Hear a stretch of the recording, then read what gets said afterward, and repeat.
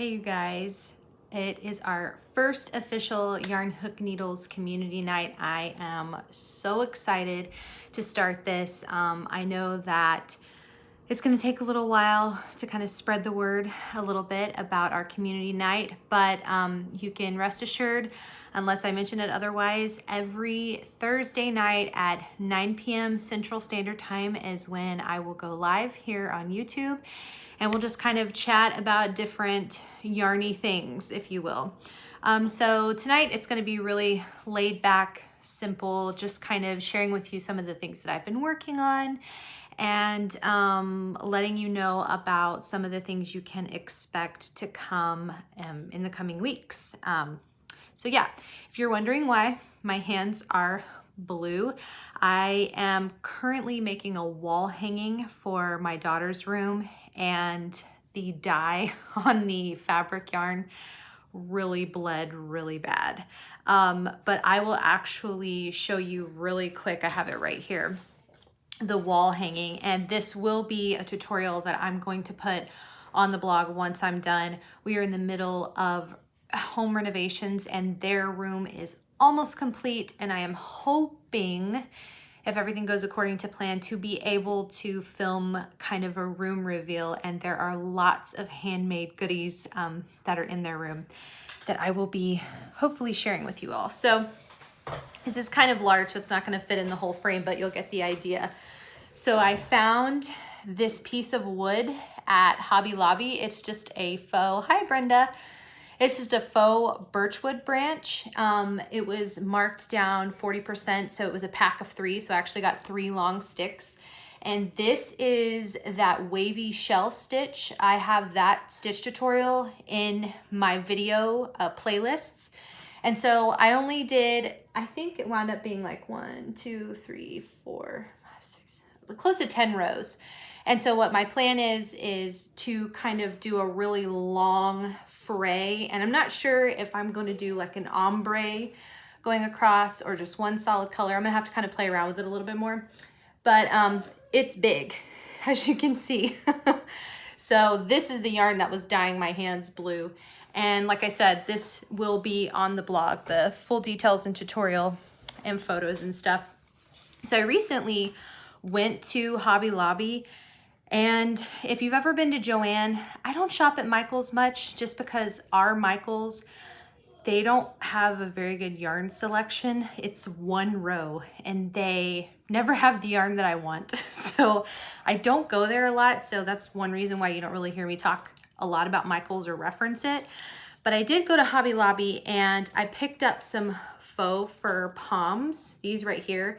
This is just a black and a pink one. They're about the same size. I'd say more on the large side. And then this kind of like gray fox one, I got it. It's slightly smaller, but these were $3.99. Oh wow, your son and his family live in Wichita. That is so cool. I've always wanted to go to Maine. My mother-in-law's been there and she loves it. So these are $3.99. Well, at Joann, here's like a comparable size Joann palm that I got, and it's the same as this one that was $3.99. This one is $5.99. So I was pleasantly surprised to discover that Hobby Lobby has bigger and smaller palms for cheaper. And then if you use their 40% off coupon in their app, and you just needed like one palm, then you'd get it for even less. So that was just a little tip that I thought I would share. I found that pretty interesting. And then I've been going through my catalog of patterns and things on the blog, and I have been remaking. I know that you might have seen some videos where I'm sharing beanie patterns and I'm featuring like a dyer basically. And I have been going through and remaking beanies. I have them all labeled and organized, which beanies are what. And so I thought that I would just show you all what to expect in this coming week as far as new beanie patterns. So this one here, this is the Marley beanie. It's kind of slouchy and a little more holey. So good for spring, or even if you just wanna, on a cool summer night. Hi, Maria. Wear a beanie just to go with your outfit. That's what this is. And this is a yarn from a dyer that I got. Thank you, Faye. I got this on Etsy. And so again, when this tutorial goes up, I'll have links to the dyer, links to the free PDF pattern. The beanie patterns on my blog are going to be free PDF downloads. And so this will be one of them. The next one I have is the Lane beanie. This is the child size, but as you can see, this lighting is awful. Everything looks yellowy, but in real life, this yarn is really pretty. This one is just got baubles galore, as you can tell. Hello, Kelly. And it's just got a half double crochet ribbing, so really cute. I mean, this one would look good with a gray pom, or a pink one, or even the black one. So this one's really cute and very easy. And again, this will be in the coming next week's video tutorials. Next up is the Veronica beanie. So it's got a real tight single crochet ribbing, and then just single crochets here with a little space right there where it's kind of open, and then the top again has that closed single crochet. And this is just an idea of what it would look like with different colored pom-poms. I kind of like it with the black one. I think it makes it pop. This is from a dyer on Etsy called I think it's the Lemonade Shop is what their name is. And they have lots of really fun colorways. So there's that one. I'm trying to keep my tags with all my things. Next up is the Benjamin cable beanie. Now this is not from a dyer just because I didn't have the right yarn weight in a hand dyed yarn, but this is actually Lion Brand's homespun cake yarn that I think you can only get online now. And this is really chunky and fun. And again, are you looking for something? Oh, I think they're in their room. This one looks really cute with a black pom-pom, makes those pinks stand out. This is actually one of my favorite cake colorways. It's got a little bit of gray and then several variations of pink and kind of peachy tones in it. Again, this lighting is yellow, so it affects how things look. But hello from Springville, New York. Cool, hi. So again, this one's really chunky, and I guess I could pop them on and show you what they look like. So let me take my glasses off real quick. So this one is really slouchy, and you can imagine with a palm, it's even more slouchy. So I tend to like my beanies a little bit more slouchy. I don't like it tight on my head. Some people do, some people don't. It's really a beanie preference. I tried to mix it up when I'm designing these to kind of offer like slouchy ones and then tighter fitting ones. But this one is definitely more slouchy.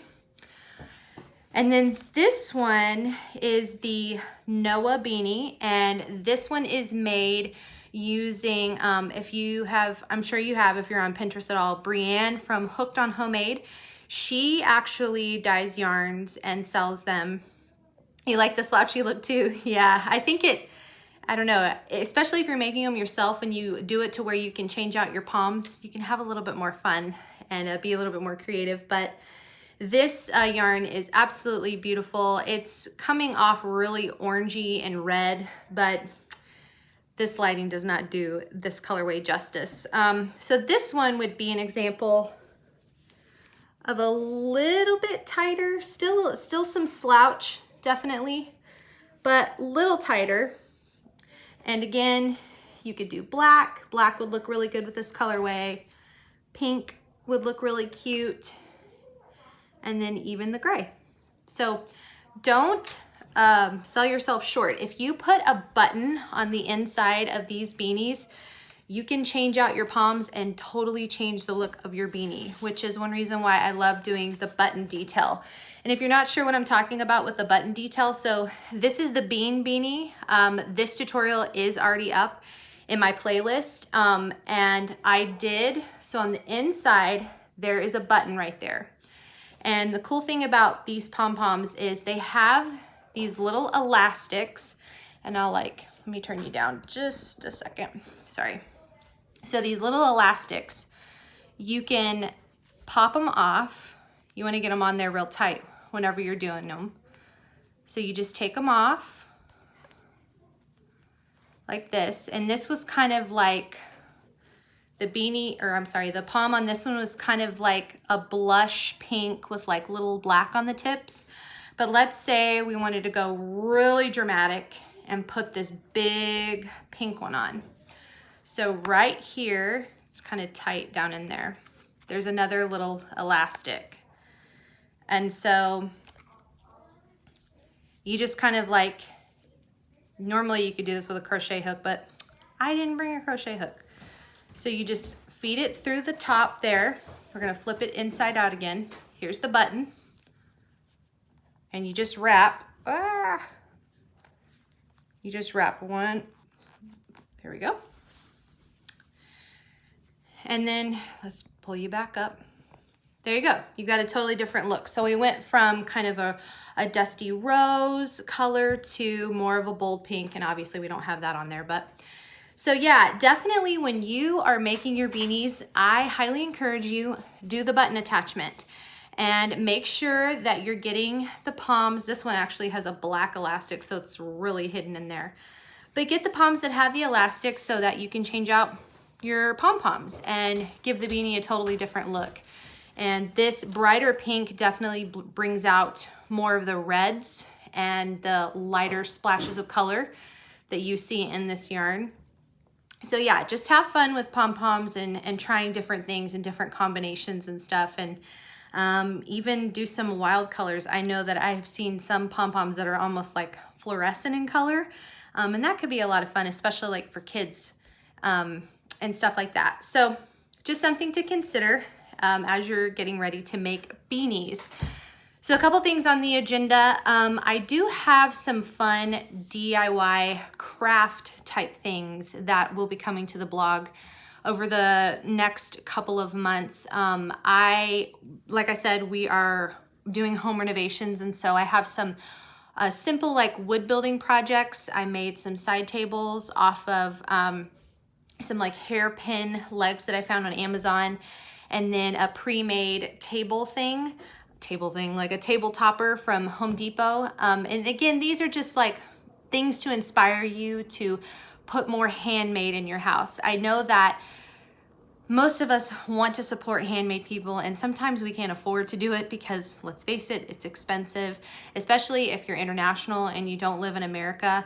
It can get really costly when it comes to shipping. So if I can just encourage you and give you ideas on ways that you can create things that you love, that are beautiful, that are easy to complete, that's what I want to do. So I have a coffee table, mid-century inspired tutorial that will be coming. I have the side tables that will be coming. I also have some really fun polymer clay like planters that I'm going to be sharing too, that I've gotten some ideas on. And I think I've mentioned on Instagram too, and if you're not following me on Instagram, make sure you do.